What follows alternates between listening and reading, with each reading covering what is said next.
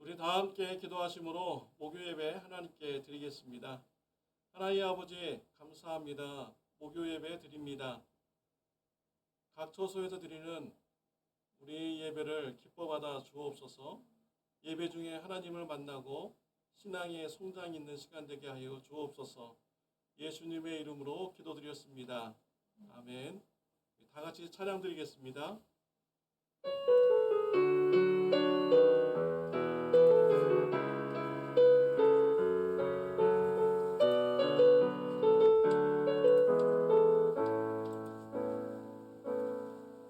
존귀하신 나의 주 하나님이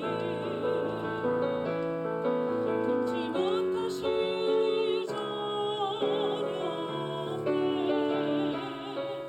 우리의 모든 꿈꾸고 우리의 모든 생각도 우리의 모든 꿈과 모든 소망도 신실하신 나의 주 하나님이 우리의 모든 괴로움 바꿀 수 있네. 불가능한 일을 하시고 죽은 자를 일으키시니 그를 이길 자는 없네. 주의 말씀 의지하여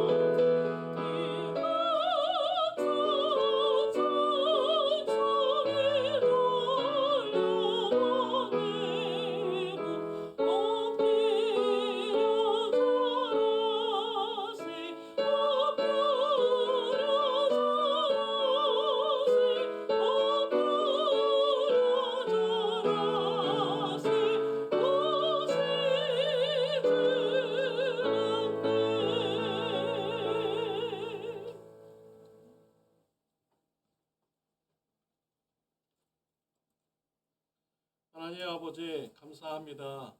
목요 예배로 하나님 앞에 예배드리게 주시니 감사합니다. 이 시간에 성령님께서 충만하게 역사해 주셔서 하나님을 예배하는 중에 우리가 하나님의 말씀에 순종하고자 하는 담대한 힘이 생길 수 있도록 주님 축복하여 주옵소서. 하나님 코비드 19로 인해서 많이 힘듭니다. 여러 사업체들이 문을 닫고 있고 또 병원에는 많은 환자들이 늘어나고 있습니다. 하나님 이 어려운 시기에 하나님 바라보게 해주시고 하나님을 의지하는 귀한 신앙 있게 하여 주옵소서. 이 미국에 또 전 세계에 하나님께서 은혜 베풀어 주셔서 코비드 19로 인해서 낙심되는 이런 심령이 하나님을 바라보는 은혜의 시간 되게 하여 주옵소서. 코비드 19이 없어지게 하여 주옵소서. 오늘 말씀을 또 이렇게 나눌 때 성령님께서 하나님이 원하시는 말씀만 주장이 될 수 있도록 인도하여 주옵소서. 예수님의 이름으로 기도드렸습니다. 아멘. 이 시간 우리 같이 은혜 받을 말씀은 여호수아서 6장의 말씀입니다. 우리 같이 교도하도록 하겠습니다. 여호수아서 6장입니다.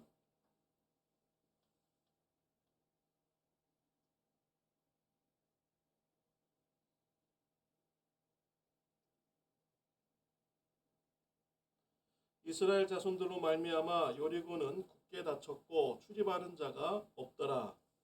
여호와께서 여호수아에게 이르시되 보라 내가 여리고와 그 왕과 용사들을 내 손에 넘겨 주었으니 너희 모든 군사는 그 성을 둘러 성 주위를 매일 한 번씩 돌되 엿새 동안을 그리하라.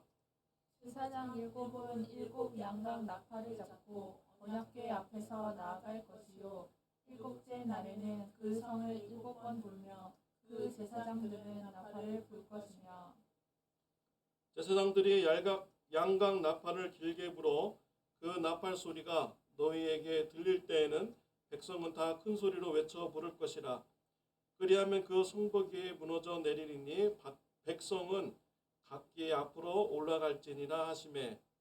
눈의 아들 여호수아가 제사장들을 불러 그들에게 이르되 너희는 언약궤를 메고 제사장 일곱은 양각 나팔 일곱을 잡고 여호와의 궤 앞에서 나아가라 하고 또 백성에게 이르되 나아가서 그 성을 돌되 무장한 자들이 여호와 궤 앞에서 나아갈지나 하니라. 여호수아가 백성에게 이르기를 마침에 제사장 일곱은 양각 나팔 일곱을 잡고 여호와 앞에서 나아가며 나팔을 불고 여호와의 언약궤는 그 뒤를 따르며 그 무장한 자들은 나팔 부는 제사장들 앞에서 행진하며 후군은 궤 뒤를 따르고 제사장들은 나팔을 불며 행진하더라. 여호수아가 백성에게 명령하여 이르되 너희는 외치지 말며 너희 음성을 들리게 하지 말며 너희 입에서 아무 말도 내지 말라. 그리하다가 내가 너희에게 명령하여 외치라 하는 날에 외칠지니라 하고 여호와의 궤가 그 성을 한 번 돌게 하고 그들이 진영으로 들어와서 진영에서 자니라. 여호수아가 아침에 일찍이 일어나니 제사장들이 여호와의 궤를 메고 제사장 일곱은 양각 나팔 일곱을 잡고 여호와의 궤 앞에서 계속 행진하며 나팔을 불고 무장한 자들은 그 앞에 행진하며 후군은 여호와의 궤 뒤를 따르고 제사장들은 나팔을 불며 행진하니라. 그 둘째 날에도 그 성을 한 번 돌고 진영으로 돌아오니라. 엿새 동안에 이같이 행하니라. 일곱째 날 새벽에 그들이 일찍이 일어나서 전과 같은 방식으로 그 성을 일곱 번 도니 그 성을 일곱 번 돌기는 그날 뿐이었더라. 일곱 번째 제사장들이 나팔을 불 때 여호수아가 백성에게 이르되 외치라 여호와께서 너희에게 인성을 주셨느니라. 이 성과 그 가운데 있는 모든 것은 여호와께 온전히 바치되 기생 라합과 그 집에 동거하는 자는 모두 살려주라. 이는 우리가 보낸 사자들을 그가 숨겨주었음이니라. 너희는 온전히 바치고 그 바친 것 중에서 어떤 것이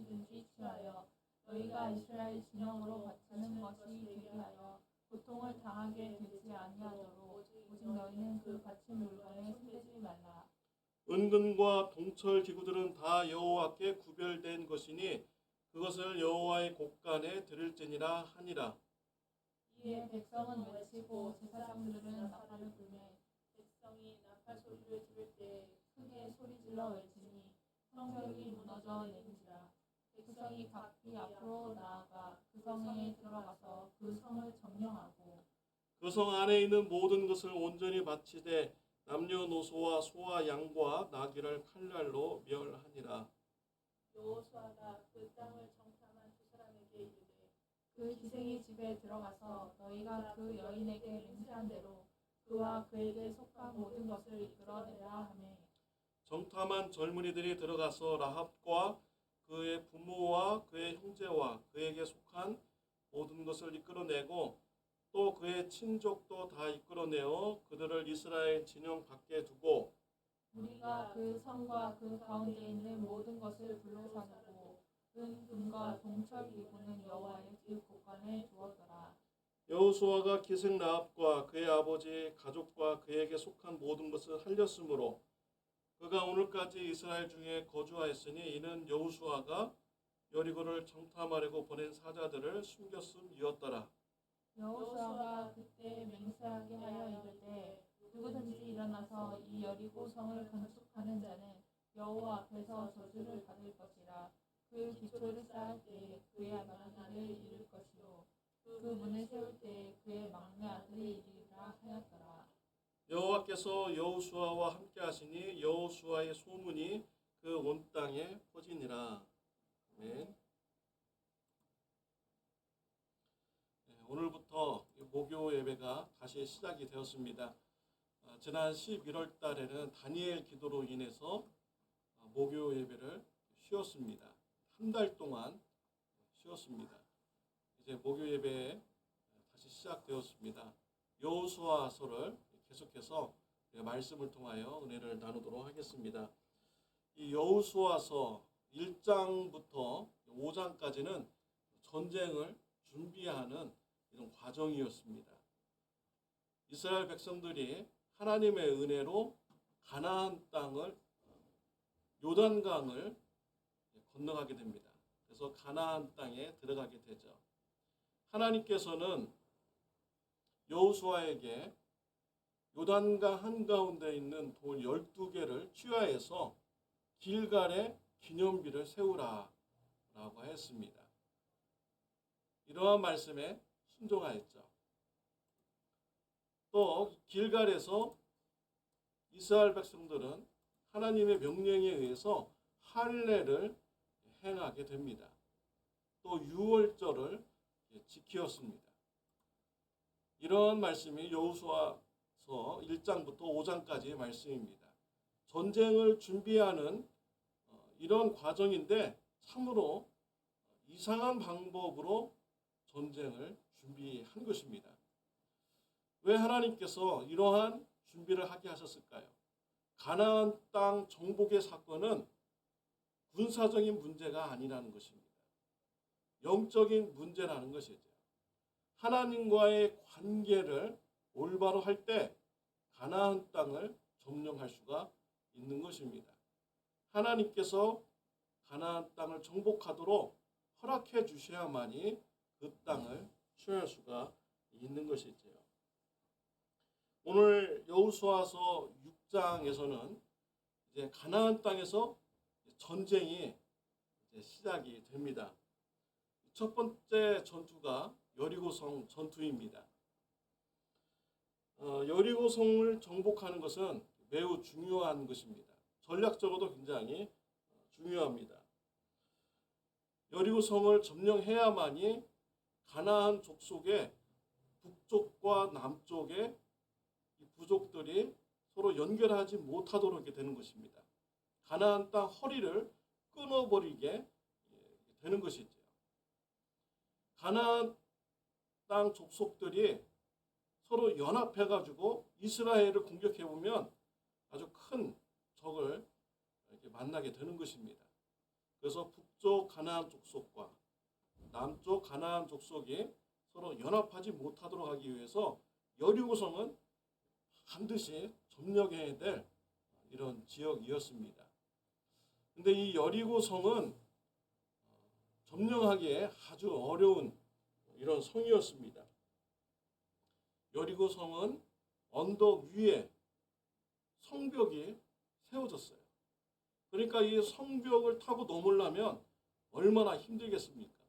언덕으로 올라가야 되죠.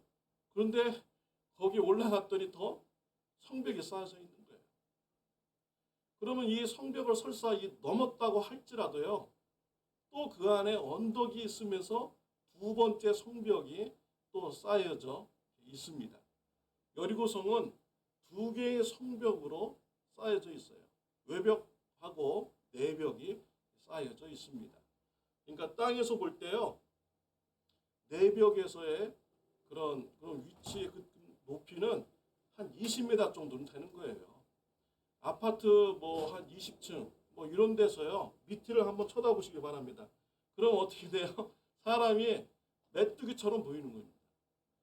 그러니까 정탐꾼들이 정탐하고 나서 보고할 때 그 사람들이 우리를 볼 때 마치 메뚜기처럼 바라본다라고 이렇게 보고를 하잖아요. 그 말이 맞는 말인 것이죠. 정말 이 여리고성 그 높은 위치에서 이스라엘 백성들을 바라볼 때는 벌레와 같이 보이게 되는 것입니다. 그러면 성벽을 점령을 할 수 없으면 이제 성문으로 들어가야겠죠. 이 성문도 굉장히 점령하기 어려운 성문입니다. 성 외벽이 이렇게 되어 있으면서 안쪽에 성문이 있는 거예요. 그러니까 성문을 뚫으려고 돌아버리면 삼면에서 공격을 받게 되는 것이죠. 그러니까 성문도 뚫기가 아주 어려운 이런 성문인 것입니다. 전쟁에 들어가기 전에 하나님께서 여호수아에게 작전을 주십니다. 2절부터 5절까지죠. 하나님께서 주신 작전은 이스라엘 군대들에게 하루에 한 바퀴씩 여리고성을 돌라는 것입니다.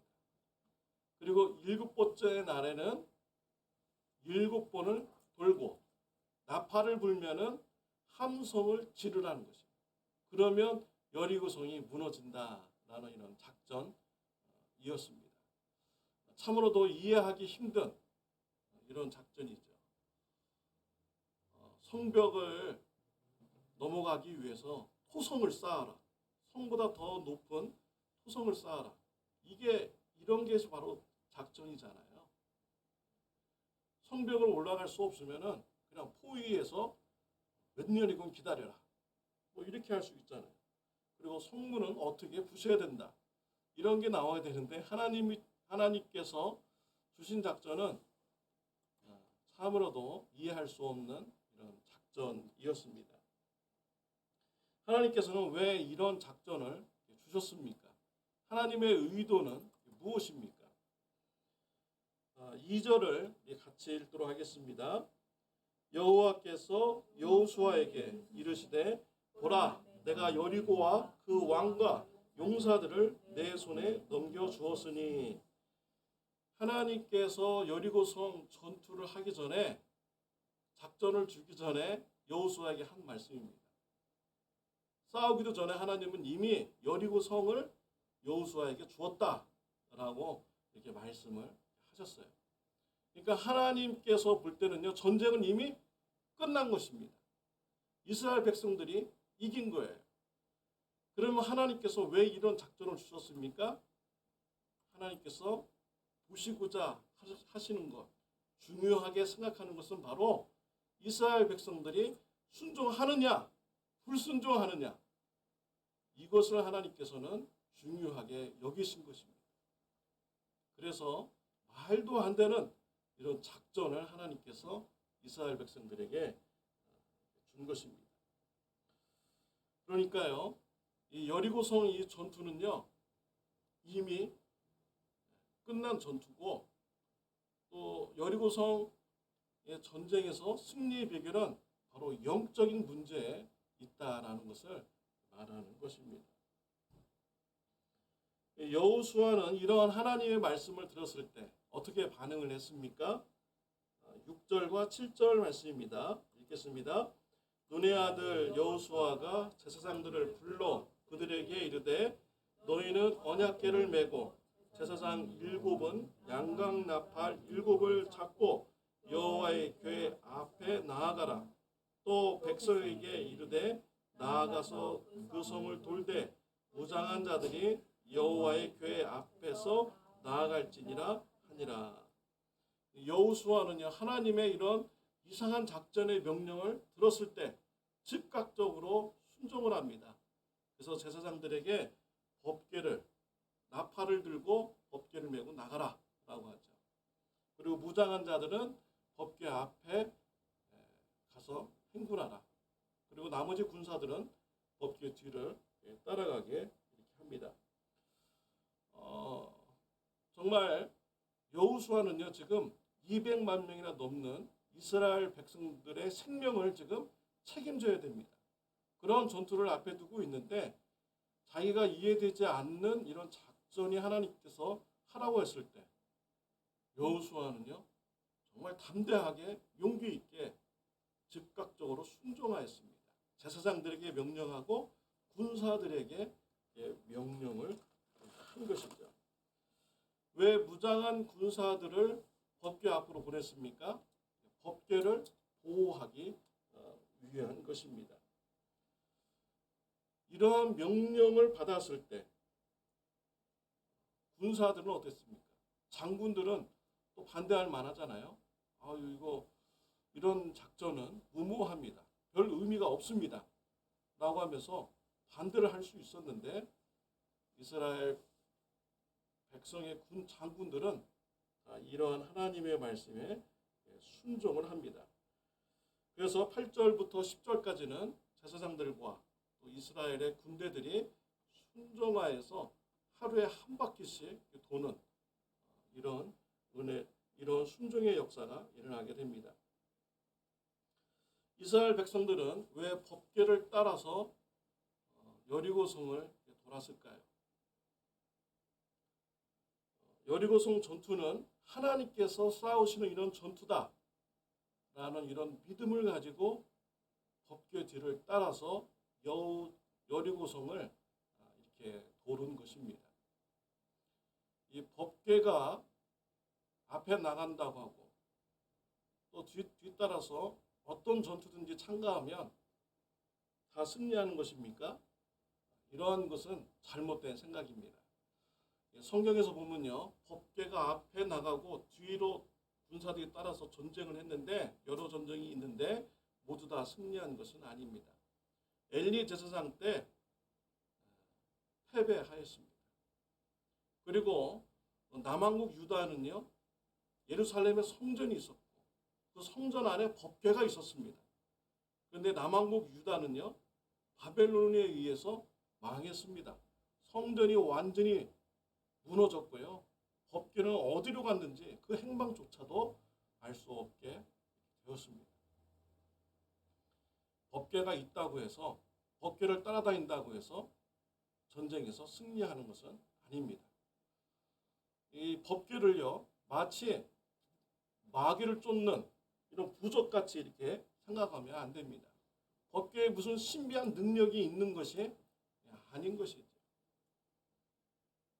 무엇이 중요합니까? 하나님을 사랑하고 하나님의 말씀에 순종하는 삶이 있느냐 없느냐가 중요한 것입니다. 삶 속에서 하나님을 사랑하지도 않고 하나님의 말씀에 순종하지도 않는 사람이 법궤를 들고 무조건 앞에 가면 승리해 주실 것이다. 하나님은 그런 하나님이 아니신 것이죠. 하나님의 말씀에 온전히 순종하며 하나님을 사랑하면서 섬기는 이런 사람을 하나님께서 붙잡아 주시는 것입니다. 남유다 사람들은요, 성전도 있었고 이 법궤가 있었습니다. 그들은 안식일 날 성전에 와서 제사를 지냅니다. 그러면서요, 그 성전에다가 우상을 세워놓아서 같이 우상도 섬겼습니다. 그리고 삶 속에서는요, 재물을 얻기 위해서 아주 포악하게 굴었어요. 약한 자들을 짓밟았습니다. 그리고 모든 불의를 다했어요. 손님들을 속이고 거짓된 추, 거짓된 저울 이런 거를 가지고 와서 불의를 일삼는 이런 삶을 사는 것입니다. 하나님의 영광을 위해서 살아가는 것이 아니라 재물을 많이 획득하기 위해서 살아가는 이런 우상 섬김의 그런 모습이었던 것이죠. 그래서 유대 나라에 아무리 성전이 있고 법궤가 있을지라도 하나님께서는 그 유대 나라를 심판을 하신 것입니다. 하나님의 말씀에 불순종하는 자들에게는요, 하나님께서 함께하지 않습니다. 그러나 하나님의 말씀에 순종하며 하나님을 사랑하는 자에게는요, 하나님께서 함께하여 주신 것입니다. 어떤 분들은 내 차 안에 나무 십자가를 이렇게 걸어 놓으니까 나는 이제 차 운전하면서 절대 사고 나지 않아. 이렇게 생각하고 있다면 실은 잘못된 신앙생활입니다. 나무 십자가가 부적이 돼서는 안 되는 거예요. 나에게 불행한 일, 나쁜 일, 악한 영의 그런 공격을 나무 십자가가 막아준다. 이렇게 생각하면서 신앙생활하는 것은 잘못된 것이죠. 어떤 사람들이 드라큘라가 나타나는데 십자가와 마늘을 막 내밀면은 드라큘라가 도망간다. 이렇게 믿는 신앙은요, 미신적인 이런 신앙인 것이죠. 물건이 우상이 되어서는 안 되는 것입니다. 하나님을 섬긴다면 하나님을 사랑하고 하나님의 말씀에 순종하는 이런 삶이 있어야 합니다. 불의한 삶을 버려야 되는 것이죠. 불의와 타협해서는 안 됩니다. 공의로움과 의로운 이런 삶을 살아가야 되는 것입니다. 남에게 불의한 일로 손해를 끼쳤다면 죄를 뉘우쳐야 됩니다. 그리고 배상해 줘야 되는 것이죠. 그리고 불의한 일을 끊어야 됩니다. 말로 다른 사람에게 상처를 주었다면 뉘우치고 그 상처를 회복시켜 주어야 되는 것입니다. 이것이 바로 진정한 회개의 삶인 것이죠. 죄를 떠나는 삶이라고 말할 수가 있는 것입니다. 하나님을 사랑하고 이런 순종하는 삶이 풍성한 저와 여러분들이 되시기를 바랍니다. 이스라엘 군사들이 여리고 성을 하루에 한 바퀴씩 돌 때 아무 소리 좀 내지 말고 침묵하면서 돌라고 하였습니다. 침묵하면서 돌 때 여리고성 사람들이 심리적으로 굉장히 불안했을 것입니다. 지금 싸우려고 저들이 지금 나오는가 보다. 그런데 그들이 그냥 아무 말도 하지 않고 그냥 여리고성을 돕니다. 그러고서는 집에 가서 자는 거예요. 이런 걸 볼 때 이해가 되지 않는 것이죠. 이해가 되지 않는 이런 작전을 펼칠 때 그 반대편 적들은 심리적으로 불안하게 됩니다. 하나님께서 이런 심리전을 펼치기 위해서 이스라엘 군사들에게 침묵하라고 한 것입니까? 아니죠. 정말 이 침묵이라는 것이 정말 잘한 것 같아요. 이스라엘 백성들이 여리고성을 이렇게 돌 때요, 여리고성 사람들이 막 비난할 거 아니에요. 니들 지금 뭐 하는 짓이냐? 와서 한번 덤벼봐라. 이렇게 부정적인 말 많이 할 때 또 이스라엘 백성들, 군사들 마음속에 여러 가지 생각이 많이 들 것입니다. 우리가 지금 뭔 짓을 하는 것인지, 정말 이렇게 해서 성벽이 정말 무너지는 것인지, 여러 가지 이런 부정적인 생각이 많이 들 거예요. 또 이런 것을 막 말하게 되면요, 그 군사적인 이런 내부의 분위기가 불순종의 그런 분위기로 변할 수가 있는 것입니다. 가데스 바네아에서 12명의 정탐꾼을 가나안 땅에 보냈습니다. 그들이 돌아와서 보고를 합니다. 10명은 부정적인 이런 보고를 하였어요. 그랬더니 이러한 소리를 듣고 이스라엘 백성들이 원망하고 불평하고 이제는 광야에서 죽게 되었다라고 하면서 그들이 울부짖었습니다. 하나님께서 이것을 다 들으셨어요. 그들이 원망하고 불평한 대로 그대로 갚아주셨습니다. 그래서 광야에서 40년 동안 그들이 방황하게 되고 그들이 모두 다 죽게 된 것이죠. 그러니까 침묵을 하면요, 이런 부정적인 생각이 말로 나오지 않게 되는 것이죠. 그래서 우리가 신앙생활할 때 내가 부정적인 생각, 부정적인 마음, 부정적인 말을 이렇게 나올 때 그것을 끊을 수 있는 이런 지혜가 있으시기를 바랍니다. 데살로니가전서 5장 22절의 말씀에 보면은 우리 같이 읽겠습니다. 악은 어떤 모양이라도 버리라 라고 했습니다. 악은 어떤 모양이라도 버리라 라고 했어요. 하나님의 말씀에 의심되는 생각, 이런 말이 밖으로 나오지 않도록 침묵할 수 있는 이런 지혜로운 삶이 저와 여러분들에게 있으시기를 바랍니다. 이스라엘 백성들은 침묵하면서 하루에 한 번씩 여리고성을 돌았습니다. 7번째 되는 날 나팔을 불자 큰 함성을 질렀습니다. 그러자 하나님께서 역사하여 주셨습니다. 여리고성이 무너졌습니다.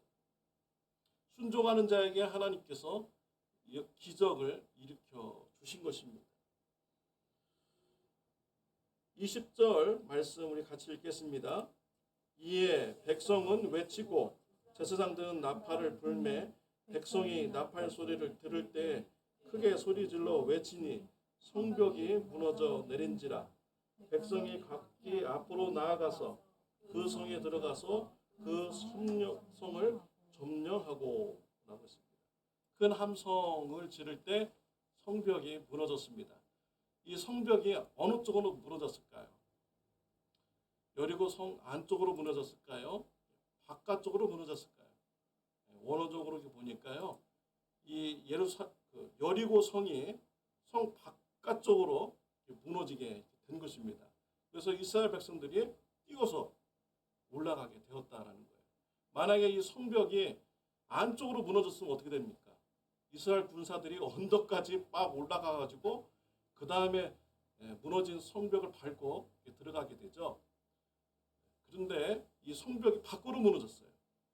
밖으로 무너졌기 때문에 언덕을 올라갈 필요가 없이 그 무너진 그 성벽의 돌이 다리가 되어 준 것입니다. 그래서 이스라엘 백성들이 쉽게 성 안으로 들어가서 여리고성을 점령할 수가 있었던 것이죠. 여리고 사람들은 성벽을 쌓으면서 이 성벽에 자신들을 지켜줄 것이다. 그렇게 생각을 한 것입니다. 그런데 오히려 결과는 어떻게 됐습니까? 그 성벽이 오히려 여리고성을 망하게 하는 결정적인 계기가 된 것입니다. 오히려 성벽이 무너져서 이스라엘 군사들에게 다리를 만들어주게 된 것입니다. 하나님께서 놀랍게 역사해 주신 것이고요. 순종한 이스라엘 백성들에게 하나님께서 승리를 주신 것입니다. 우리는 삶 속에서 여러 가지 많은 문제를 만나게 됩니다. 요즘에는 좀 더 어려운 이런 사회입니다. 코비드 19로 인해서요, 많은 사업장이 문을 닫고 있습니다. 제가 아시는 분한테도 전화를 드려봤더니 사업장 문을 닫았대요. 그래서 제가 큰 충격을 받았어요. 코비드 19이 더 많이 환자들이 늘어나니까 강력하게 나가니까 뭐 조금 연약한 사업체는 그냥 문을 닫을 수밖에 없게 되는 이런 상황에 처해 있습니다. 이런 경제적인 문제, 여러 가지 문제가 있지만요, 그 해결의 방법은 어디에 있습니까? 하나님께 있는 것입니다. 영적인 것에 달려 있는 거예요.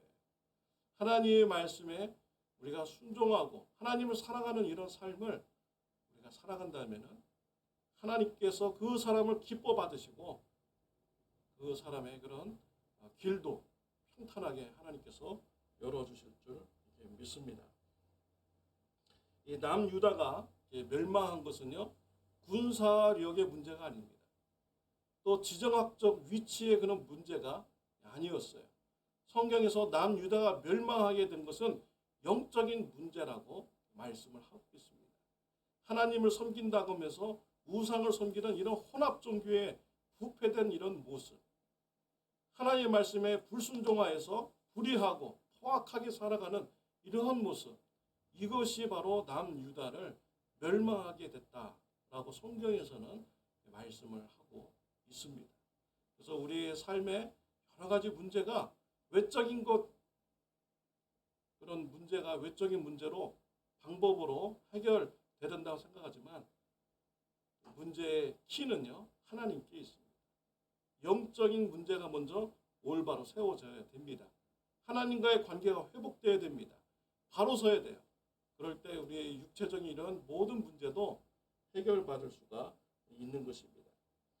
예수님 시대 때 삭개오는 사람들로부터 소외당했습니다. 민족의 배신자라고 소외당했죠. 예수님을 만났습니다. 회개하였습니다. 자신의 재산을 가난한 자들에게 나누어 주었습니다. 도둑질한 것이 있으면 4배나 갚겠다고 했습니다. 삭개오가요, 하나님과의 관계가 회복이 되자 죄를 회개하는 역사가 일어나게 되고요. 이웃과의 관계도 회복되는 이런 역사가 일어나게 되었습니다. 가정에서도 문제도, 자녀와의 문제도 다 그런 것이죠. 내가 하나님과의 관계가 바로 서고 내 죄를 뉘우치고 회개하며 죄에서 돌아서고자 하는 이런 결단이 있을 때 가족 간의 관계도 회복이 되고 해결될 수가 있는 것입니다. 17절 말씀 우리 같이 읽겠습니다. 이 성과 그 가운데 있는 모든 것은 여호와께 온전히 바치되 기생 라합과 그 집에 동거하는 자는 모두 살려주라. 이는 우리가 보낸 사자들을 그가 숨겨 주었음이라. 여리고성을 점령한 후에 기생 라합은 살려두고 그 성에 있는 모든 것은 다 하나님께 바치라라는 것입니다. 짐승이나 사람이나 다 죽이라는 것이죠. 심판하라는 것입니다. 오직 기생 라합과 그 가족들, 그에게 속한 사람들만 살려주라라고 하였습니다. 왜 여리고성 사람들은 다 이렇게 심판을 받아야 합니까?